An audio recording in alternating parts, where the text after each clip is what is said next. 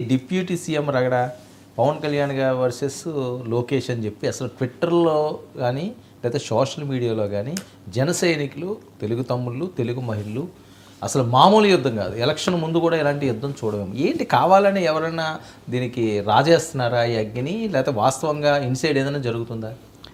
వర్మ గారు, మీ ప్రశ్నకు ఒక పోలిక కోసం చెప్తాను. వర్మ గారు అక్కడ కూర్చొని ప్రశ్నలు అడుగుతున్నారు, తెలకపల్లి రవి ఇక్కడ కూర్చొని సమాధానాలు చెప్తున్నారు. వీళ్ళిద్దరి గురించి వివాదం జరుగుతుంటే ఎవరో వీళ్ళిద్దరి మధ్యలో సాగుతున్నటువంటి వివాదానికి మరెవరో కారకులు అని చెప్తే అది చెల్లుబాటు అయ్యేదేనా వాస్తవంగా? ఓకే, రెండు ఇక్కడ తెలుగు సేన ఒకటి ఉంది, జనసేన ఒకటి ఉంది. జన సైనికులు, తెలుగు సైనికులు ఎందుకు పోటాడుకుంటున్నారు? లేదా ఎందుకు ఇవన్నీ ఊరికనే జరుగుతాయా? ఇప్పుడు చంద్రబాబు నాయుడు గారు మైదుకూరు ప్రొద్దుటూరు మొన్న వెళ్ళినప్పుడు ఆయన ఉన్న వేదిక మీద పొలిట్ బ్యూరో సభ్యుడైనటువంటి శ్రీనివాసులు గారు, ఆయన నాకు తెలుసు, మంచి మాటగాడు, మన చర్చలకు కూడా వచ్చేవాడు అనేకసార్లు. ఆయన భార్య ఇప్పుడు అక్కడ కడప రెడ్డమ్మ అని బిరుదు అంకితురాలై ఫైర్ బ్రాండ్గా చెలరేగిపోతున్నటువంటి మాధవిరెడ్డి గారు. నేనేం అంటలేదు, వాళ్ళు చెప్తున్న వర్ణన. మరి అంత శక్తివంతుడు, అంత సమర్థుడు, మాట కలిగిన శ్రీనివాసరెడ్డి పొలిట్ బ్యూరో సభ్యుడు కూడా చంద్రబాబు నాయుడు గారు పాల్గొన్న వేదిక మీద ఆ ప్రస్తావన చేస్తారా? లోకేష్ బాబును డిప్యూటీ సీఎంను చేయాలి, మీరు పలానా ఐటీలో ఇచ్చేశారు, ఈయన చొరవ తీసుకున్నారు, ఇంకా ఒక డైలాగ్ మీరు నోట్ చేయాలి. తర్వాత మనకు యువతరం నాయకుడు బాబే కాబట్టి బాబును మనం ఇప్పటి నుంచి చేయాలి. ఇంత స్పష్టంగా చంద్రబాబు సమక్షంలో శ్రీనివాసరెడ్డి చెప్తే చంద్రబాబు దాన్ని ఆమోదించారా? ఆమోదిస్తున్నట్టు ప్రకటించారా? లేదు. ఇలాంటి విషయాలు మాట్లాడొద్దన్నారా? లేదు. కాబట్టి మౌనం అర్ధాంగీకారం చాలా స్పష్టంగా. ఒకటి, అసలు మీరు మన ఇద్దరం ఇక్కడ కూర్చున్నామంటే అసలు ఏమీ తలాదొక్కలేని టాపిక్ ఏం రాదు కదా. అందులో ముఖ్యమంత్రి చాలా అనుభవజ్ఞుడైనటువంటి పట్టు కలిగిన ముఖ్యమంత్రి, అది కూడా కడప జిల్లా, అది కూడా మనం గుర్తుపెట్టుకోవాలి. ఆ కడప జిల్లాలోనే పవన్ కళ్యాణ్ అంతకుముందు వెళ్ళి మాట్లాడారు. అప్పుడు ఆమె ఉన్నారు, మాధవిరెడ్డి. ఏది ఆ స్కూళ్ళ పర్యటన, మనం దాని గురించి కూడా ఆ రోజు లైవ్లో మనం మాట్లాడాం. ఇంకొకటి, అది ఒక విధంగా పక్కనే దాన్ని దేవుని గడప అంటారు. ఆ తిరుపతిలోనేమో పవన్ కళ్యాణ్ అంతకుముందు చాలా తీవ్రంగా మాట్లాడారు. మీరు ఇక్కడ ఒక 3 పోలికలు మీరు గమనించవచ్చు. పవన్ కళ్యాణ్ ముఖ్యమంత్రి చంద్రబాబు ఉండగానే నేను క్షమాపణలు చెప్తున్నాను, ఇదంతా పొరపాటు, ఈ పద్ధతిలో ఆయన మాట్లాడారు. లోకేష్ చంద్రబాబు ఉండగానే కుప్పంలో పెద్దన్న పాత్ర మనదే, మనం లీడ్ చేయాలని ఆయన చెప్పారు. అప్పుడు ఆ 2 చోట్ల మౌనం వహించిన చంద్రబాబు నాయుడు ఈరోజు కూడా మౌనం వహించాడు. కానీ లోకేష్ ఏ థీమ్ అయితే కుప్పంలో చెప్పాడో, మనం పెద్దన్న, మనమే లీడ్ చేయాలని ఏదైతే చెప్పాడో, శ్రీనివాసరెడ్డి ఇంకో భాషలో దాన్నే అక్కడ ఆయన ప్రకటించాడు. ప్రకటించిన దాన్ని రైట్ రాంగ్ అని చంద్రబాబు ఏమీ అనలేదు. అంటే ఒక విధంగా అనలేదు అంటే దాని అర్థం ఏంటి? కనీసం ఒక చమక్కన్నా వేసేవాడు. కాబట్టి చంద్రబాబు ఆశీస్సులతోనే ఈ చర్చ నడుస్తూ ఉంది. తెలుగుదేశం అధినాయకత్వం, ఇంకా చెప్పాలంటే నారా నందమూరి కుటుంబాలు, నందమూరి వారి అల్లుడే కదా, నారావారి వారసుడు నందమూరి వారి అల్లుడు.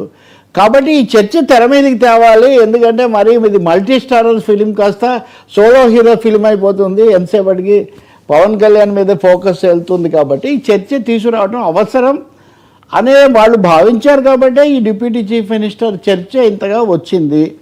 దీంట్లో ఇంకొక ముడిపడి ఉన్నది ఏంటంటే, ఇంకా నేను మీకు ఒక లింక్ కూడా చెప్తాను.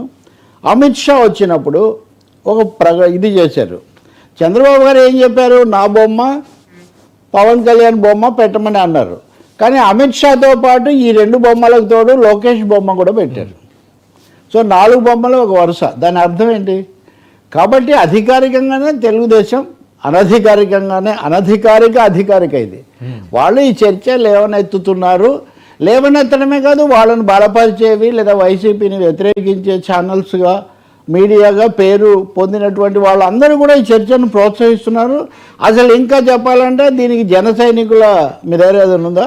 జన సైనికుల ప్రతిస్పందన కూడా చూస్తే బాగా కొంచెం మీడియాలో ఎక్కువగా కనబడే కిరణ్ రాయల్ లాంటి వాళ్ళు లేదా ఇతరులు, మీరు డిప్యూటీ సీఎం అయితే మేమే సీఎం, లోకేష్ డిప్యూటీ సీఎం అయితే పవన్ సీఎం అనే వరకు వీళ్ళు వెళ్తున్నారు. అంటే దీని వైసీపీ వాళ్ళ కుట్ర వల్ల జరుగుతుందని ఏమైనా చెప్పగలమా వర్మ? కిరణ్ రాయల్తో లేకపోతే మీ దగ్గరికి వచ్చి ఆమె అరుణ గారు మాట్లాడుతుంటారు, లేకపోతే ఇంకొక శాంతి ప్రసాద్తో వైసీపీ వాళ్ళు మాట్లాడించగలుగుతారా? లేకపోతే అక్కడ శ్రీనివాసరెడ్డి మాట్లాడింది కానీ ఇంకొక ఆయన ఛానల్స్లో చెప్తున్న ఆయన లేదు. వర్మ ఎవరో ఎందుకు వర్మ పిఠాపురం పీఠం నుంచి ఆయన స్వయంగా వచ్చి ఆయన మాట్లాడడం అది ఊరికే జరుగుతుందా? సో అక్కడ పరిస్థితి అలా ఉంది. దానికి మానసికంగా, భౌతికంగా, రాజకీయంగా, పాలనాపరంగా రంగం సిద్ధం చేయబడింది. ఈ సిద్ధం చేయబడినటువంటి పరిస్థితిని ఈ చర్చ ఇదంతా ప్రతిబింబిస్తుంది. ఇంకా ఇది వెనక్కు పోలే చూడండి, ఒక్క తెలుగుదేశం నాయకుడైనా చంద్రబాబుతో సహా. అవును, ఎందుకంటే ఇప్పుడు ఈ చర్చ అవసరం లేదు, మనం పాలనా వ్యవహారాల మీద కేంద్రీకరిద్దాం. నేను నిన్న కర్నూలులో ఉన్నాను, మొన్న నేను కర్నూలులో సభల్లో వాటిలో పాల్గొన్నాను. ఆ పుస్తకం కూడా తేవాల్సింది, తీసుకొస్తాను. ఒక 108 ఏళ్ల కిందట అచ్చైన ఒక పుస్తకం మొదటిసారి వెలుగు దాన్ని పరిశోధనలో కనిపిస్తే దాన్ని ముద్రించాం నిన్న. మా స్వగృహాన్ని మేము సాహిత్య కార్యాలయంగా మార్చాం, ఇవన్నీ చేసాం. ఆ సమయంలో నిన్న అభివృద్ధి మీద చర్చ జరుగుతుంటే నేను ఒక మాట చెప్పా, ఏ అంటే ఆంధ్రప్రదేశ్, ఏ అంటే అమరావతి, పి అంటే పోలవరం, ఏపీ అని చంద్రబాబు కొత్త నిర్వచనం ఇచ్చారు. అది అట్లా ఉంచుదాం. కానీ ఇప్పుడు L for Lokesh, P for Pawan, AP కాస్త ఇప్పుడు ఏపీ చర్చ మొత్తం ఎల్పీ చుట్టూ తిరుగుతున్నటువంటి ఒక ఆసక్తికరమైన పరిస్థితి చూస్తున్నాము. ఇందులో పి ఫర్ పవనే కాదు, పి ఫర్ పాలిటిక్స్ కూడా. సో ఏపీ పాలిటిక్స్లో ఇది ఒక సెంట్రల్, కాకపోతే కొంచెం అనుకున్న దానికంటే తొందరగా వచ్చిందేమో కానీ చర్చలోకి. ఈ చర్చ తప్పకుండా వస్తుంది. కథలో ట్విస్ట్ ఇంటర్వెల్ అప్పుడు వస్తుందా లేకపోతే ఫస్ట్ హాఫ్లో వస్తుందా, ఇది డైరెక్టర్ మీద ఆధారపడి ఉంటుంది కదా. కాబట్టి ఇది ఒక రియల్ డిస్కషన్, ఇందులో సందేహమేం లేదు. తెలుగుదేశం వాళ్ళ వైఖరి చాలా స్పష్టంగా ఉంది. లోకేష్ చెప్పినట్టుగా పెద్దన్న లోకేషే, అందులో చంద్రబాబు నాయుడు గారు పెద్ద ఆయన చంద్రబాబు, పెద్దన్న లోకేష్ తెలుగుదేశంకి సంబంధించినంత వరకు. ఇప్పుడు చంద్రబాబు నాయుడు పెద్ద ఆయన అని అంటుంటారు వాళ్ళందరూ. కూటమికి సంబంధించి ఏది ఎవరు పెద్దన్న? కూటమికి సంబంధించి మొన్న అమిత్ షా గారు వచ్చారు కదా, అసలు పెద్ద ఆయన ఢిల్లీ నుంచి, ఆయన రిమోట్గా మోదీ గారు పెద్దన్న, ఆయన కుడి భుజము. సో మోదీ అమిత్ షాలు సియామీస్ కవలన్నట్టుగా వాళ్ళని మనం విడదీయలేము. అందుకని కూటమికేమో బీజేపీ పెద్ద, మోదీ పెద్ద. కానీ రాష్ట్రంలో చంద్రబాబు, పవన్ కళ్యాణ్ అన్నది నెక్స్ట్ ఈక్వేషన్స్ ఎలా ఉంటాయి భవిష్యత్ చెప్తుంది మీ ప్రశ్నకు. బట్ ప్రభుత్వానికి మటుకు, ఎన్డీఏ ప్రభుత్వానికి మటుకు చంద్రబాబు నాయుడు ఇక్కడ పెద్ద, రెండో స్థానం లోకేష్నే అని కదా వాళ్ళ ఉద్దేశం. లోకేష్ కాబోయే ఆయన అయితే ముఖ్యమంత్రి అని వీళ్ళు అంటున్నారు. అందువల్ల ఈ చర్చ అవాయిడ్ చేయాలని కొంత వాళ్ళు ప్రయత్నం చేశారు. లోకేష్ కూడా రాజమండ్రిలో అప్పుడు ఇప్పుడు చాలా సవినయంగా పవన్ కళ్యాణ్ చేశారు. పవన్ కళ్యాణ్ కూడా సుహృద్భావంతో ఆయన కలుపుకుపోయారు. ఇదేదో ఇప్పటికిప్పుడు తలకిందులు అవుతుందని కూడా నేనేం అనుకోవడం లేదు. బట్ డైరెక్షన్, అది పొలిటికల్ డైరెక్షను ఎలా ఉండబోతుంది అంటే తప్పకుండా Lokesh is very crucial. Lokesh side track అయిపోయాడు, లేకపోతే లోకేష్ను పక్కన పెట్టేశారు, అదంతా కాదు. మీకు గతంలో కూడా మనం చర్చించాము. ఐఏఎస్లు, ఐఏఎస్ లాబీ, ఐపీఎస్ లాబీ, అలాగే ఎమ్మెల్యేలు వీళ్ళందరూ కూడా లోకేష్ డిసైడింగ్ కాలింగ్ షాట్స్ అనే విషయం వాళ్ళు స్పష్టంగానే చెప్తున్నారు, పాలనా యంత్రాంగం దీని అంతటిలో. అందుకనే మీరు గమనిస్తే చంద్రబాబు నాయుడు గతంలో అధికారులతో సమీక్షలు, లేకపోతే వీడియో కాన్ఫరెన్సులు, వీటిలో చాలా ఎక్కువ సమయం గడిపేవాళ్ళు. కానీ ఆయన ఇప్పుడు చాలా సమయం మీడియాతో గడపడం మీరు గమనిస్తారు. చాలా అత్యవసర ప్రెస్ మీట్ అంటారు. అత్యవసర ప్రెస్ మీట్ అనేది 6 నెలలకు ఒకసారి కూడా పెట్టరు, అంతే కదా. మనకు మీడియా వాళ్ళగా మనకు తెలుసు కదా, లేకపోతే 3 నెలలకు ఒకసారి. ఇప్పుడు దాదాపు 2 రోజులకు ఒకసారి అత్యవసర ప్రెస్ మీట్ అని చంద్రబాబు నాయుడు గారు ఆ వయసులో ఉంటే ఆయన face of the government. First pace అంటారు, వేగం. Face of the government Chandrababu Naidu అయితే pace of the government Lokesh, Nara Lokesh. Glamour of the government Pawan Kalyan. తర్వాత అంటారా మీరు చెప్పినట్టుగా పవన్ కళ్యాణ్ బీజేపీ సంబంధాలు ఎలా ఉంటాయి, ఈ ఈక్వేషన్స్ అది మనం తర్వాత చర్చ చేయాల్సి వస్తుంది. తీవ్ర స్థాయిలోనే ఉంది ఇది. దీన్ని క్లించ్ చేయకుండా బహుశా కొద్ది మీరు ఇలాంటి చర్చ మీరు బీహార్లో చూశారు, మీరు ఇలాంటి చర్చ తమిళనాడులో చూశారు. తమిళనాడులో ఇప్పుడు వచ్చేసాడు కదా ఆయన. సో విధియనాడు కనిపించని చంద్రుడు తదియనాడు తానే కనిపిస్తాడు అని లోకేషుడు పూర్తి స్థాయిలో మీకు తొందరలోనే మీకు అది కనిపిస్తుంది. మీరు కర్ణాటకలో కూడా చూస్తారు ఈ చర్చ. ఇదివరకు లాగా ఈ డిప్యూటీ చీఫ్ మినిస్టర్ జగన్ హయాంలో లాగా వీళ్ళు కీలు బొమ్మలు కాదు, బొమ్మలు కూడా కాదు, వీళ్ళు పవర్ఫుల్ పీపుల్ వీళ్ళు. అందుకని అక్కడ శివకుమార్ సవాల్ చేస్తున్నాడు. ఆయన కనుక రేపు పొద్దున్న నన్ను పట్టాడు అనుకోండి, సిద్ధరామయ్య దిగిపోవాల్సిందే. బికాజ్ ఈ సో పవర్ఫుల్. ఆర్థిక వనరులు, రాజకీయ వనరులు అన్నీ సమకూర్చి వ్యూహం అంతా చేసింది ఆయన. ఏదో 2 ఏళ్ళు ఉంటాడని పెట్టారు, ఈయన దిగట్లేదు, అదో సమస్య. సో మీరు దక్షిణాది రాష్ట్రాలన్నింటిలో ఇలా చూస్తే మీరు ఆ సమస్య రేవంత్ రెడ్డికి కూడా మంత్రివర్గ విస్తరణ జరుగుతుందా లేదా అనేది కూడా మీరు చూస్తారు. సో దక్షిణాది రాష్ట్రాలన్నింటిలో కూడా ఏ పార్టీ అధికారంలో ఉన్నప్పటికీ ఈ సమస్య మనకు ఉంది. ఒక కేరళలో అంటే వాళ్ళది మిశ్రమ ప్రభుత్వం, దాని విషయం లేదు. సార్ ఓకే, ఈ అంశం ఇక్కడ కూడా ఈ తర్జన భజనలు పడుతుంటే జగన్ టీం నుంచి నేతలు వలసలకు రావడం ఇది ఎలా చూడాలి సార్? అది కూడా అందులో కూడా ఇది కనిపిస్తుంది మీకు. జగన్ టీం నుంచి వచ్చే వాళ్ళలో ఎక్కువ మంది జనసేనలోకో బీజేపీలోకి పోతున్నారు. తెలుగుదేశంలో వాళ్ళను ఫోన్ చేశాడు, కనీసం కాంటాక్ట్ చేశాడు ఆఫీస్ని అంటే కూడా వాడి మీద విరుచుకుపడిపోతున్నారు. మేమందరం కష్టపడి ఇవన్నీ చేస్తే మీరు ఇప్పుడు వైసీపీ వాళ్ళని తీసుకొని వచ్చి వాళ్ళకి పదవులు ఇస్తారా అని. నేను పేరు చెప్పనా కానీ ఆ మహిళా నాయకురాలు లాంటి వాళ్ళు ఇంకా కొంతమంది వాళ్ళు దాదాపు పడిగాపులు కాస్తున్నారు చాలా కాలం నుంచి. వాళ్ళకు గ్రీన్ సిగ్నల్ లేదా ఎల్లో సిగ్నల్ ఇంతవరకు కూడా రావట్లేదు. ఎందుకంటే ఎల్లో సిగ్నల్ ఇవ్వాలంటే లోపల ఏదో డేంజర్ సిగ్నల్స్ లాగా మీరు తీసుకుంటే జాగ్రత్త అని అంటున్నారు. ఈ సమస్య లేదు కదా, జనసేన పెరగాల్సిన అవసరం ఉంది.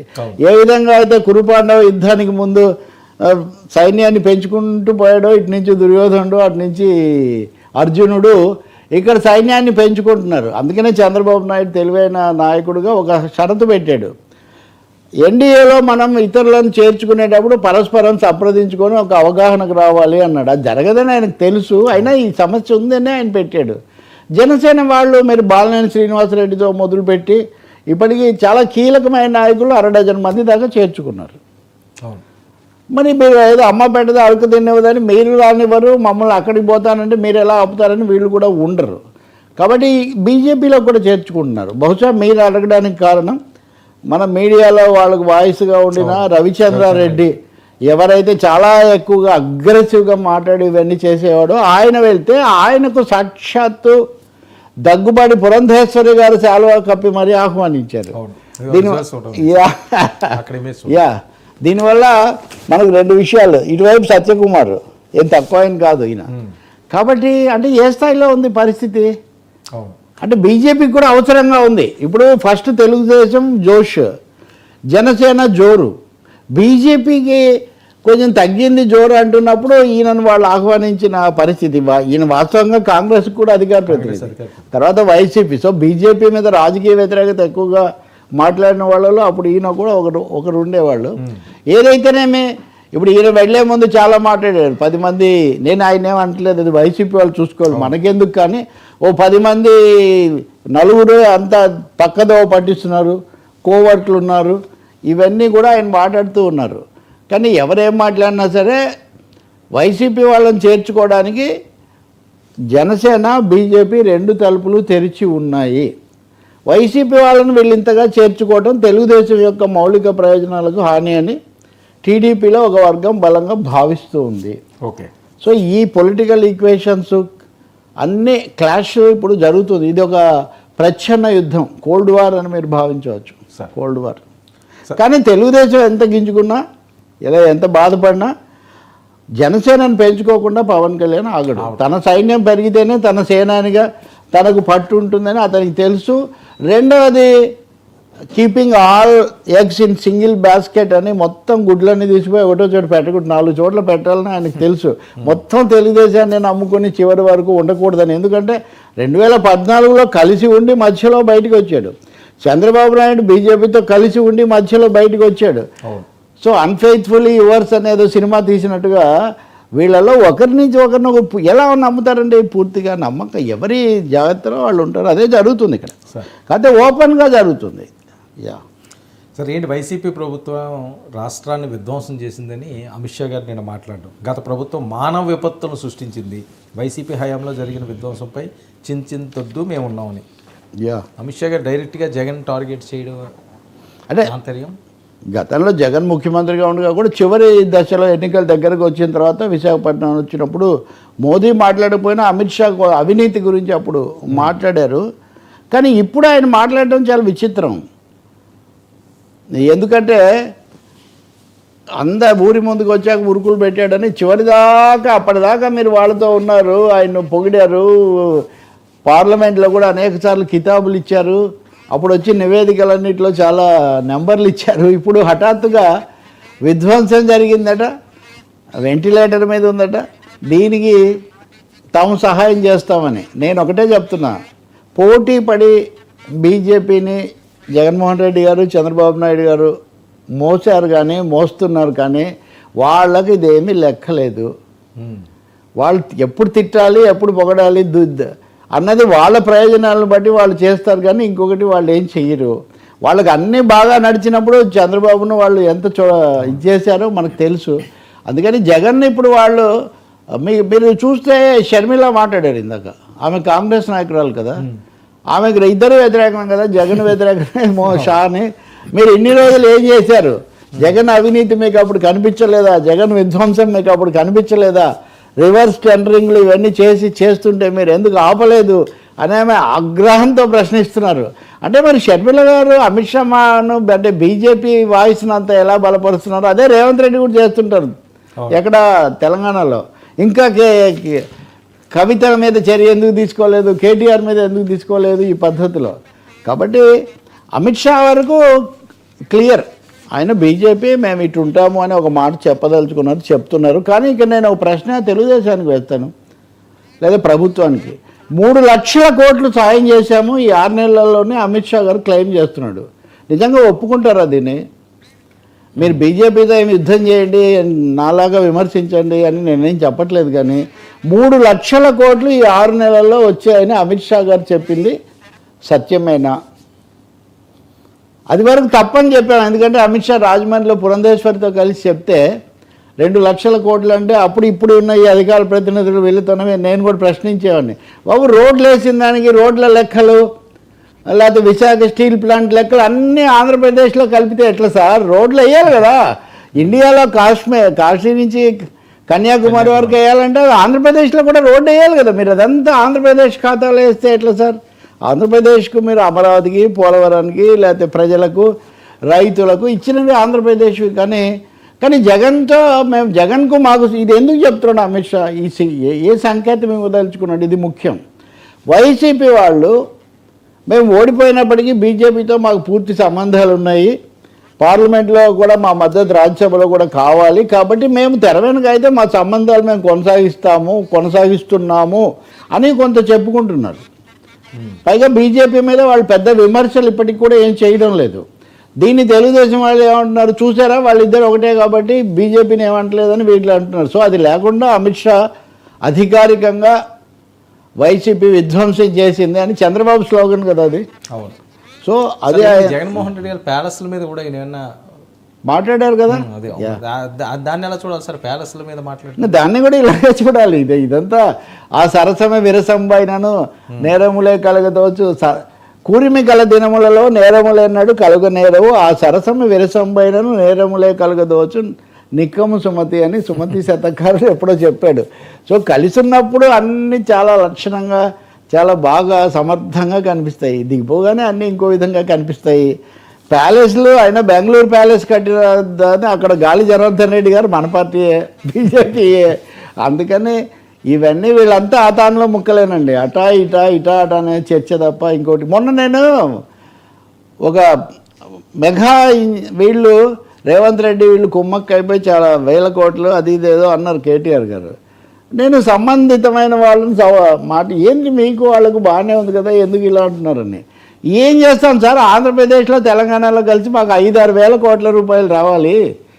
బాగున్నప్పుడు మేమే కట్టాం, జగన్ ఉన్నప్పుడు మేమే కట్టాం, కేసీఆర్ ఉన్నప్పుడు మేమే కట్టాం, ఇప్పుడు మళ్ళీ రేవంత్ రెడ్డి వచ్చినప్పుడు కూడా మేమే. వాళ్ళ అవసరాలను బట్టి ఇవన్నీ మాట్లాడుతుంటారు, మేమేం పెద్ద సీరియస్గా తీసుకోము ఇవి.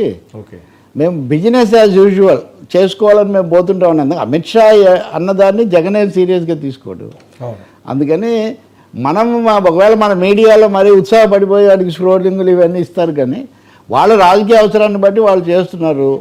రేపు పొద్దున ఎవరో ఈరోజు నిన్న రాశారు ఒక మాట చంద్రబాబుకు అనుకూలమైన వాళ్ళు ఏమనంటే చంద్రబాబు ఎందుకు అంత విధేయంగా ఉన్నాడు, తన మీద ప్రభుత్వం ఆధారపడిందని తెలిసి కూడా అంటే వాళ్ళు ఒక మాట రాశారు, ఈ తెలుగుదేశం ఇచ్చి 20 మందిని సమకూర్చుకోవడం అమిత్ షాకు మోడీకి సమస్య కాదు అని చంద్రబాబుకు బాగా తెలుసు.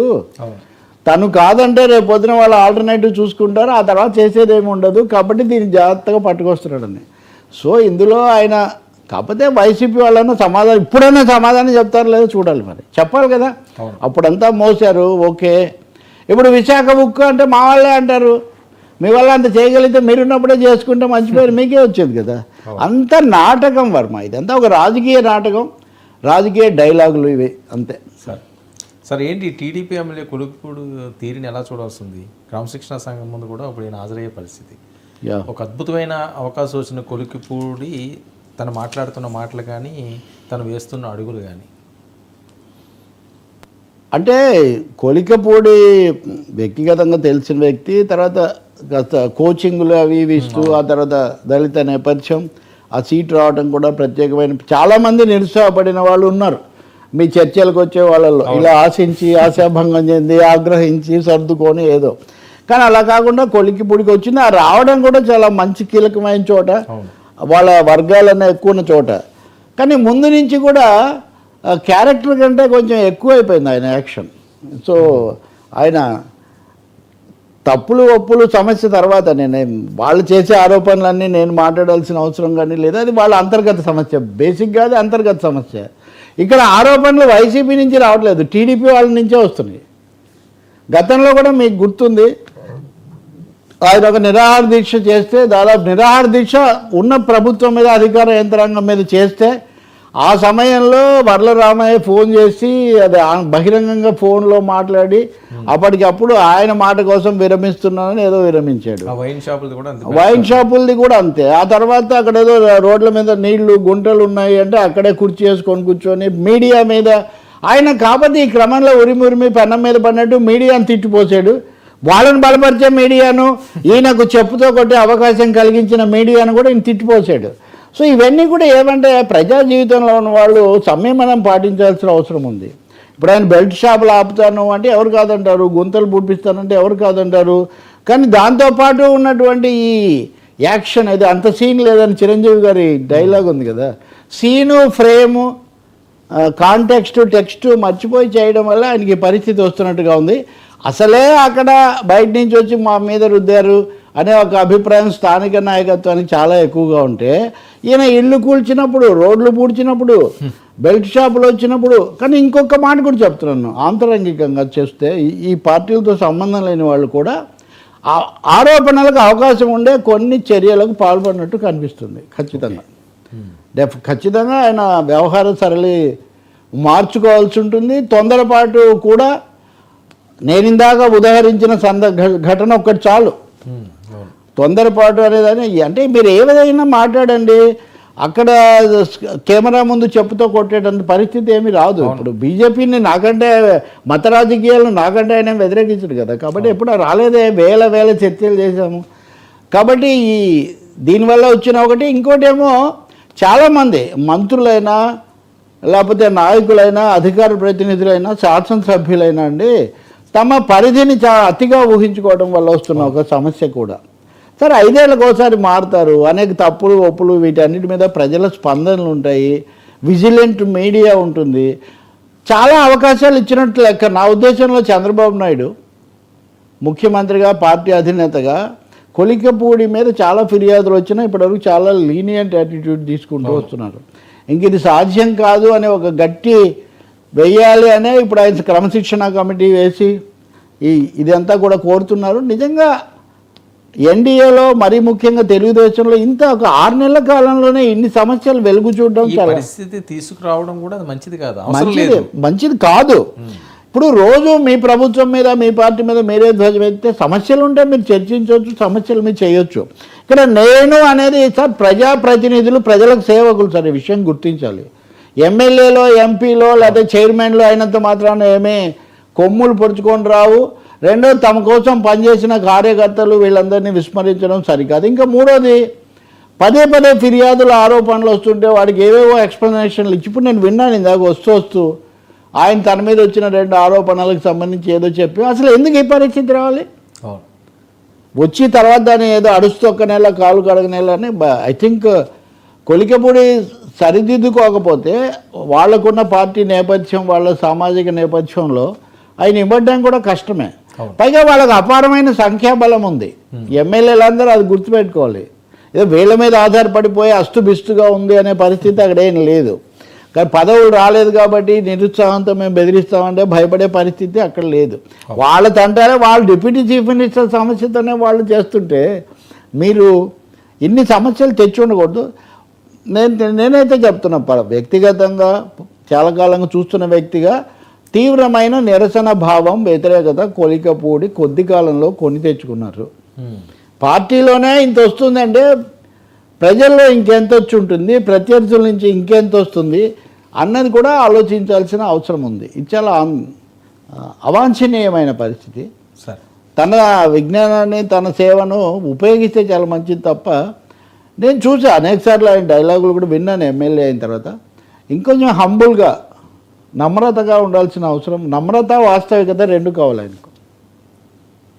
సరే, ఏబి వెంకటేశ్వరరావు గారు కులాల కామెంట్స్ ఎలా చూడాలి ఏంటి? ఏపీలో మళ్ళీ కుల రాజకీయాలు ఈటెక్కిస్తున్నాయా? మీరు మళ్ళీ అంటున్నారు అంటే కులాల కుటిల కుడ్యాలలో మతాల మాయదుర్గాలలో బందీగా ఉన్నవాడా బలహీన మానవుడా అని మా మిత్రుడు బాబురావు అని ఎంపీగా చేశాడు. అతను కాలేజీ రోజుల్లో వాళ్ళ మెడికల్ కాలేజ్ మ్యాగజైన్లో కవిత రాశాడు. కులాల కుటిల కుడ్యాలలో మతాల మాయదుర్గాలలో బందీగా ఉన్నారు మనుషులు. మీడియం బాబురు అంటే ఎస్ఎఫ్ఐలో ఆయన అధ్యక్షుడు, నేను అధ్యక్షుడు, ఆయన సెక్రటరీ. చాలా ఇది వచ్చిన వ్యక్తి. తర్వాత నేను దాన్ని పాటగా మార్చి ఆయన గేయంగా రాస్తే ఇంతగా ఆ వాక్యం నాకు చాలా ఇష్టం. కులాల కుటిల కుడ్యాలలో మతాల మాయ దుర్గాలలో బందీగా ఉన్నవాడా బలహీన మానవుడా అన్నట్టుగా ఈ బలహీనతలను ఆస్కారం చేసుకోవడానికి చేసే చర్చలు తప్ప ఈ కులాలు ఏ కులమని నన్ను నివరములు అడిగితే ఏమని చెప్పుదు లోకులకు పలుగాకులకు అన్నవాడు వీరబ్రహ్మం. కాబట్టి ఈ కులాల గొడవ ఏంటో ఉరివి వారికి నెల నొక్క కంచము పెట్టి పొత్తు గుడిపి కులము పొలియజేసి తలను చేయి పెట్టి తగనమ్మ చెప్పరో విశ్వదాభిరామ వినురవేమ ఎప్పటి మాటలు ఇవన్నీ. మరి ఏబి వెంకటేశ్వరరావు గారికి ఇప్పుడు హఠాత్తుగా మొత్తం సర్వీస్ అంతా అయిపోయిన తర్వాత కులాల పేర్లు వాడు అని కూడా అన్నాడు ఆయన మాజీ ముఖ్యమంత్రిని చాలా సూటిగా. మొదటిసారి ఏమన్నా పొరపాటు ఏమంటారు అంటే అనొచ్చు, నాకేం అభ్యంతరం లేదు, జగన్ వాడు కాదు ఇంకేదన్నా అనుకోండి, ఆయన వైసీపీ వాళ్ళు చేసుకునేది ఏదో చేసుకుంటారు. కానీ నాకు అన్యాయం జరిగిందని ఒక అధికారిగా చెప్పడం వేరు, ఇంకోటి చెప్పడం వేరు. రాజకీయాలను కులపరంగా విభజించే ఒక ప్రయత్నం అప్పుడు జరిగి ఉంటే ఇప్పుడు కూడా అదే జరుగుతుందని చెప్తాను. ఒకటైతే నిజం, ఇందాక మనం చర్చించిన దాంట్లో మొదట జనసేన, 2 మన కొలికపూడి, ఈ వీటన్నిటిలో చాప కింద నీడలాగా ఇది ఉంది. కనిపించని నీడలాగా కులం నీడ చాలా దట్టంగా విస్తరిస్తుంది ఆంధ్రప్రదేశ్లో. ఎందుకు కులం అని అంటున్నారు తెలీదు. నేను మొన్న బుక్ ఎగ్జిబిషన్కు విజయవాడకు పోయినప్పుడు కూడా నాకంటే ముందు వీరి కార్యక్రమమే జరుగుతుంది. ఆ సభలో కూడా ఆ సభకు ముందు ఆయన ఇంకేదో కుల సంఘం సభలోనే ఇక్కడ పాల్గొని వచ్చారు. అక్కడ కూడా ఈ మాట్లాడేది మీడియాలో వచ్చాయి. ఈ మధ్య తరచూ ఆయన పేరుతో ఇవన్నీ వస్తున్నాయి.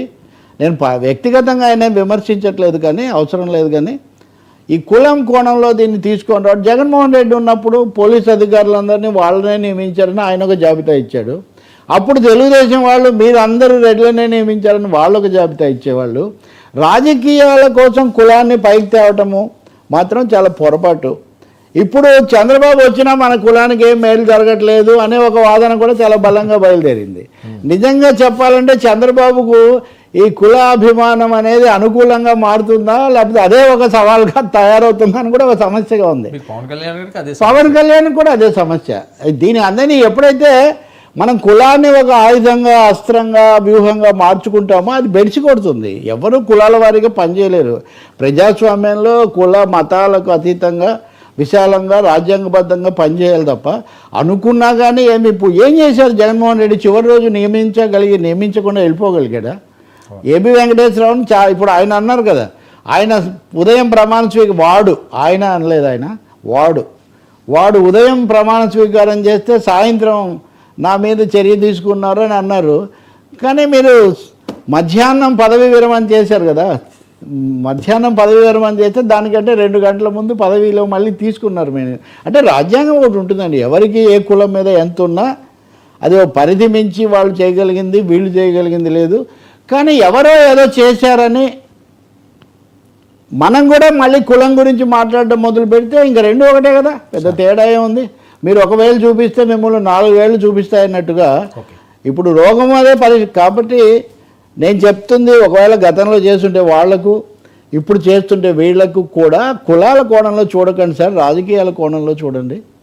కులాల కుటిల కుడ్యాల నుంచి బలహీన మానవాన్ని విముక్తిని చేయండి అని మాత్రం నేను కోరుకుంటా. ఏపీ వెంకటేశ్వరరావు గారు ఈ రకంగా అంటే హరిరామ జోగయ్య గారు మళ్ళీ రంగప్రవేశం చేశారు. కాపుల రిజర్వేషన్ అంశాన్ని మరోసారి గుర్తు చేస్తూ సీఎం డిప్యూటీ సీఎంలకు మరొకసారి లేఖాస్త్రాన్ని సంధించారు. కాపులకు 5% రిజర్వేషన్ కల్పించాలన్నది ఆయన డిమాండ్. సార్, పాండవులు వాళ్ళు అజ్ఞాతవాసానికి వెళ్ళేటప్పుడు తమ అస్త్రాలని తీసి అక్కడ జమ్మి చెట్టు కింద అక్కడ పెట్టి వాళ్ళు వెళ్ళారు. మళ్ళీ వచ్చి దాన్ని యుద్ధం అప్పుడు మీరు చూస్తారు కదా నత్తన చాల సినిమాలో వచ్చాడు వాడు పాల్గొండని, అప్పుడు అర్జునుడు అని తెలుస్తుంది అది పట్టుకుంటే. కాబట్టి రాజకీయ నాయకులు అనండి, కులాల పెద్దలు అనండి, ఈ రిజర్వేషన్ అస్త్రాన్ని కానీ లేదా పదవుల పంపకాన్ని కానీ బాణాల్లాగా అస్త్రాల్లాగా అవకాశవాదంతో ఉపయోగించడం చాలా దారుణం అండి. కాపుల రిజర్వేషన్ కోసం ఆయన గట్టిగా పనిచేస్తారు. ఆయన పెద్ద ఒక ఆయన ఆ ఊరైన ముద్రగడ వారు పద్ధతిగా ఈయన వీళ్ళు చేస్తారు, వీళ్ళని అంతా గౌరవించారు, ఓకే. కానీ దాన్ని మీరు అవసరానుగుణంగా ఎప్పటికప్పుడు కిందకి దించి మళ్ళీ పైకి పెడుతుంటే దానివల్ల ఉపయోగం ఏముంది సార్? ఇప్పుడు మీరు గతంలో అటు మారినప్పుడు, పార్టీల్లో చేరినప్పుడు, పార్టీలు మారినప్పుడు ఎన్ని రకాలుగా జరిగింది, ఇప్పుడు ఎందుకు తీస్తున్నారు? మొన్న ఎన్నికలకు ముందు పవన్ కళ్యాణ్ వీళ్ళతోనే సమావేశమే మొదలుపెట్టాడు. ఆ సమావేశాల్లో మీరే ముఖ్యమంత్రి కావాలనే వరకు వీళ్ళు మాట్లాడారు. సో ఇప్పుడు కూడా దీనికి ఏమీ వీళ్ళు ఒక విధంగా ప్రతిష్ట తాముగా పోగొట్టుకున్నారు. స్వయంకృతాపరాధంగా వీళ్ళు తమ సొంత ప్రతిష్టను వాళ్ళు తామే దెబ్బతీసుకున్నారు. ఇప్పటికైనా ప్రజాస్వామికంగా వెళ్ళి చెప్పొచ్చు, అందులో ఏమీ సమస్య లేదు. కానీ పదవుల పంపకాలు ఇవన్నీ కులాల వారి ఇప్పుడు ఈ కొత్త చర్చలు ఏమైనా ప్రతిపాదనలు చేశారు ఆయన ఇందులో కొత్తగా 5% ఓకే, దానికేమో అందరూ ఒప్పుకున్నటువంటి విషయమే కదా అది. కాబట్టి దానికోసం చేయండి. మీ లేఖలు పవన్ కళ్యాణ్ చాలా విలువ ఇచ్చారు అప్పుడు, కానీ మధ్యలో కొన్ని వివాదాస్పదమైన లేఖలు ప్రతిపాదనలు ఇవన్నీ కూడా నడిచాయి. ఇప్పుడు మరి పరిస్థితి ఏంటో ఆయనే చూడాలి. ఆయనేమో పేరు కూడా మార్చుకున్నాడు. ఇద్దరి పద్ధతులు వేరుగానే పరమార్థం అడుగు ఒకటే అన్నట్టుగా కనిపిస్తుంది. నేను అనుకోను హరిరామ జోగయ్య లేఖలకు గతంలో ఉన్నంత ప్రాధాన్యత కానీ పట్టు కానీ ఉంటుందని నేను అనుకోను. అది నిలబడడంలోనూ వాటిని లేవనెత్తడంలో వచ్చిన లోపం వల్ల లైట్ తీసుకుంటారంటారా? లైట్ తీసుకున్నా చెప్పలేరు, ఎందుకంటే కుల రాజకీయాలు పెంచుతున్నారు కదా. ఇప్పుడు పవన్ కళ్యాణ్ రాజకీయ నాయకుడిగా చూడాలా, కథానాయకుడిగా చూడాలా, లేకపోతే ఇదిగో ఇలా వీటి మీద ఎక్కువగా స్పందించి కుల నాయకుడు అని ముద్ర వేయించుకోవాలా? ఈయన ఇంకొక అంశం కూడా తీసుకొచ్చారు సార్. అన్ని రంగాల్లో వెనకబడి ఉన్న తమను బీసీలుగా గుర్తిస్తూ విద్యా ఉద్యోగాలలో తమ జనాభా నిష్పత్తిలో రిజర్వేషన్ సౌకర్యం కలగజేయాలని బ్రిటిష్ ప్రభుత్వ కాలం నుండి వివిధ ప్రభుత్వాలకు కాపు, బలిజ, తెలగ, ఒంటరి కులస్తులు డిమాండ్ చేస్తున్న సంగతి అందరికీ తెలియంది కాదు. కేంద్ర ప్రభుత్వం అగ్రవర్ణాల ఈడబ్ల్యూఎస్ వారికి 10% రిజర్వేషన్ కలుగు చేస్తూ 103వ రాజ్యాంగ సవరణ చేయడం జరిగింది. విద్యాపరంగా వెనకబడి ఉన్న పరిస్థితిలో ఇతర అగ్రవర్ణాల కాంపిటీషన్లో కాపు కులస్తులు పోటీపడి ఉద్యోగాలు సాధించుకోలేని పరిస్థితి దృష్టిలో పెట్టుకుని కాపు కులస్తులకు విద్యా ఉద్యోగాల్లో 10% ఈడబ్ల్యూఎస్ కోటాలో 5% కలుగు చేస్తూ మరో 14 నంబరు 15వ నంబరు పట్టాలని శాసనసభలో ఆమోదింపచేయడం, గవర్నర్ ఆమోదం పొందడం, సదరు చట్టం అమలుకు ఆమోదం తెలుపుతూ జీవో నెంబర్ 45 డేటెడ్ 8/3/2019 ద్వారా గెజిట్ నోటిఫికేషన్ ఇవ్వడం జరిగింది. ఈ నోటిఫికేషన్ ప్రకారం 14వ నంబర్ చట్ట ప్రకారం 10% ఈడబ్ల్యూఎస్ కోటాలో 5% కాపులకు కలుగు చేసే అంశాన్ని అమలులోకి వచ్చినట్లు వచ్చినట్లే అని చెప్పాలి.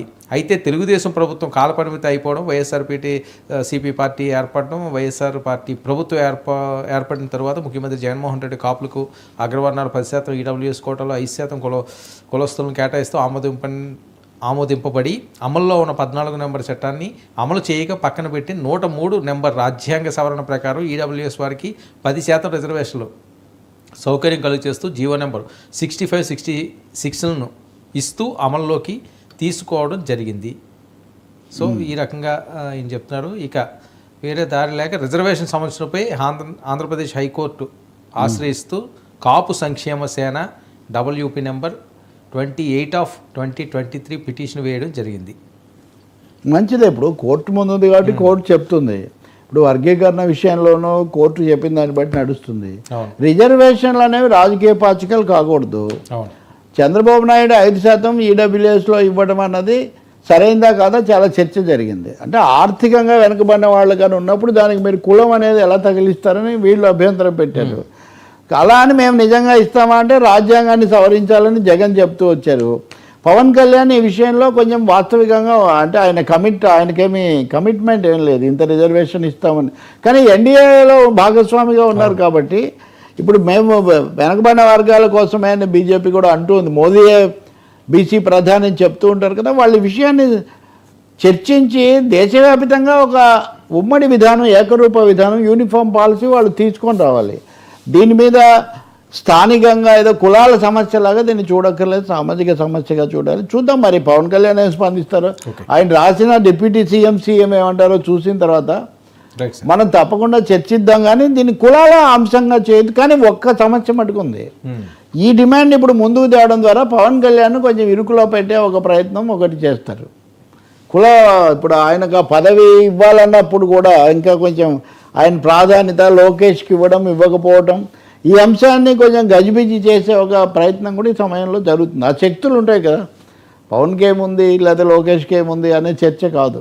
బీజేపీకి ఏముంది, ఈ సోషల్ ఫోర్సెస్ తమ పట్టు పెంచుకునే శక్తులు రకరకాలుగా. సో ఇది కూడా మనం ఇందాక చర్చించిన క్యాస్ట్ ఈక్వేషన్స్లోకే వస్తుంది. సార్, కేంద్రం గుప్పెట్లో టీటీడీ కీగా మారుతుందా? ఇది చాలామందిలో వస్తున్న ప్రశ్న. అవును, మీరు చూశారు కదా.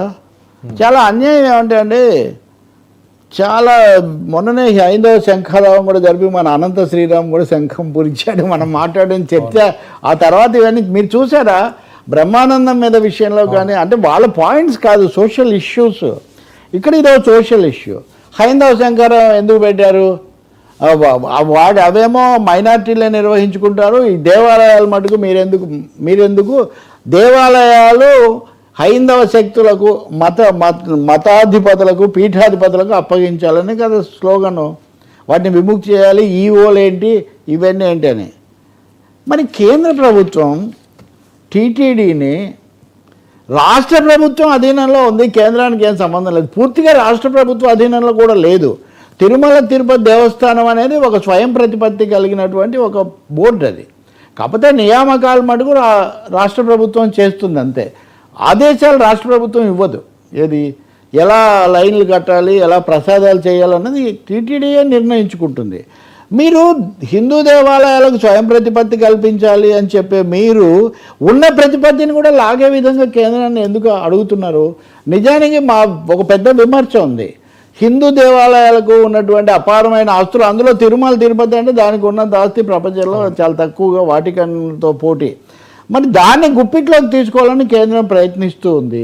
మొదట లడ్డూ సమస్య, దాని మీద రాష్ట్ర ప్రభుత్వం వేసిన ఎంక్వైరీని పక్కన పెట్టించి సిబిఐ రంగప్రవేశం చేసింది. అంతే కదా, సిబిఐ వచ్చింది.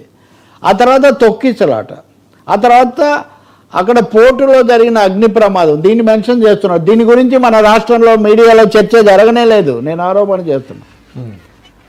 మనం వార్త ఇచ్చాం, మనం ఇచ్చాము, ఇతరులు కూడా ఇచ్చారు, వేరే విషయం. కానీ మీరు లడ్డూ మీద తొక్కిసలాట మీద చర్చ జరిపినట్టుగా మెయిన్ స్ట్రీమ్ మీడియా చాలా వరకు దాన్ని పక్కన పెట్టారు. ఎందుకని దాన్ని పెద్దది చేయదలుచుకోలేదు. కానీ కేంద్రం పెద్దది చేస్తుంది. ఇప్పుడు 1, 2 అయిపోయి పోర్టులో అగ్ని ప్రమాదం జరిగింది, దీని మీద మాకు దర్యాప్తు నివేదిక పంపించండి, అలాగే సంజీవ్ కుమార్ అని ఒక అధికారిని కూడా ఇక్కడికి పంపిస్తున్నారు. అంటే నెమ్మదిగా తిరుమల తిరుపతి దేవస్థానాన్ని కేంద్రం అధీనంలోకి తీసుకోవాలి అనే ఒక ఆలోచన చేస్తున్నారనే ఆరోపణ చాలా రోజులుగా ఉంది. ఏ విధంగా అయితే అయోధ్య కోసం ఒక ట్రస్ట్ పెట్టి ప్రధాని కార్యాలయంలో కార్యదర్శిగా పనిచేసిన నృపేన్ అనే ఆయన్ను, నృపేన్ కుమార్ ఏదో ఉంది ఆయన, నృపేన్ మిశ్రా అనే ఆయన్ని పంపించారు.